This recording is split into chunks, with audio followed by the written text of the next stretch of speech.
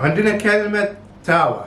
تاوى من الكلمات الهندية تاوي، وهي صفيحة معدنية مستديرة، يستخدمها حق اللي هو خبز التاوى أو السمك المشوي. للحين في ناس يستخدمونها يعني تستخدم برا البيت أفضل عن الريحة يعني تاوى.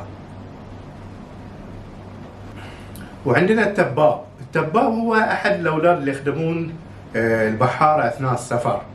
في القوس يأخذون واحد صغير يسمونه التباب، ما يعطونا مقابل فلوس، لا يعطونا بس الوجبة مالت الأكل، يعني الأكل والشرب في الرحلة مالتهم، يأخذونه عشان يتدرب نظريا وشلون هناك يعني البحر والغوص شلون المشقة، ياخذونه يعني تحت صغير في السن تحت التدريب. وفي اللقاء التاب يعني الضعيف،